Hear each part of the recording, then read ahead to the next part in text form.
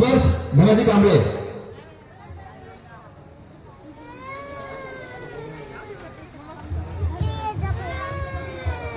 सर्व महापुरुषांना माझा प्रणाम व इथे जमलेले सर्वांना जय भीम. आज आपण डॉक्टर बाबासाहेब आंबेडकरांची जयंती साजरी करण्यासाठी जमलो आहोत. बाबासाहेबांचा जन्म 14 एप्रिल 1891 ला झाला. बाबासाहेब त्यांच्या आईवडिलांचे 4वे पुत्र होते. गरिबीची चणचण ही लहानपणापासूनच त्यांच्या वाटेला आली होती. बाबासाहेब जेव्हा 2 वर्षाचे होते तेव्हा त्यांचे वडील गिटार झाले आणि जेव्हा 6 वर्षाचे होते तेव्हा त्यांची आई त्यांना कायमची सोडून गेली. तर त्यांचा सांभाळ त्यांच्या आत्याने केला. समाजात असलेल्या जाती भेदाचे धक्के त्यांना नेहमी सहन करावे लागले. तरीही त्यांनी त्यांच्या शिक्षणावर कायम लक्ष ठेवले. बाबासाहेबांचं प्राथमिक शिक्षण मुंबईमधील एका भाड्याच्या घरात झाले.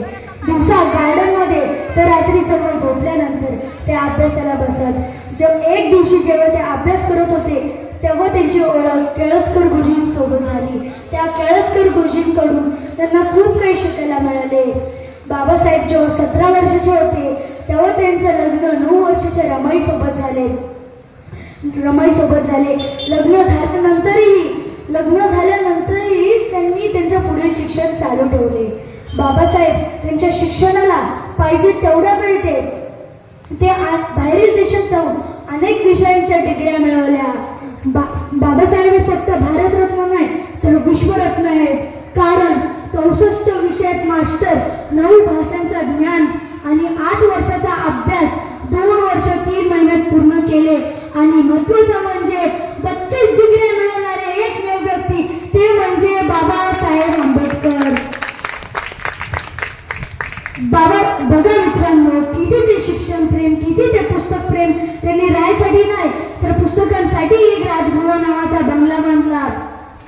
बाबासाहेबांनी देशाच्या प्रेमापुढे स्वतःच्या विश्रांतीचा त्याग केला. माणसांना स्वाभिमान शिकवले, संघर्षाशी कसं लढायचं हे शिकवले. जात-पात नष्ट करून माणसाच्या हक्कासाठी लढणारा एकमेव तारा ते म्हणजे डॉक्टर बाबासाहेब आंबेडकर. बाबासाहेब शिक्षणाच्या जोरावर मसुदा कमिटीचे अध्यक्ष झाले आणि 14 या महापुस्तकाकडून आपल्या सर्वांना समानाने एकत्र आणले. 1950 ला बाबासाहेब श्रीलंकेत गेले. तिथे असणाऱ्या बुद्ध धर्माला ते एवढे प्रभावित झाले की त्यांनी बुद्ध धर्म स्वीकारला. 14 ऑक्टोबर 1956 ला बाबासाहेबांनी 5 लाख लोकांना नागपूर येथे बुद्ध धर्माची दीक्षा दिली. बाबासाहेबांनी त्यांच्या गुरूंचा आदर्श नेहमी त्यांच्या डोळ्यासमोर ठेवला. त्यांचे गुरु म्हणजे बुद्ध, कबीर, महात्मा फुले. मित्रांनो, माणूस म्हटले की आजारपण आले. त्याच आजारपणाने बाबासाहेबांना गाठले. 6 डिसेंबर 1956 ला बाबासाहेबांनी शेवटचा श्वास घेतला. त्यांच्या मृत्यूनंतर बुद्ध आणि त्यांचा धम्म हे पुस्तक प्रकाशित झाले. बघा, जीवनाच्या सुरुवातीपासून ते शेवटपर्यंत फक्त त्याग दुसऱ्या महान जाता एवढेच बोलतो. कुराण म्हणे मुसलमान व्हा, बायबल म्हणे ख्रिश्चन व्हा, भगवद्गीता म्हणे हिंदू व्हा. कुराण म्हणे मुसलमान व्हा, बायबल म्हणे ख्रिश्चन व्हा, भगवद्गीता म्हणे हिंदू व्हा. पण माझ्या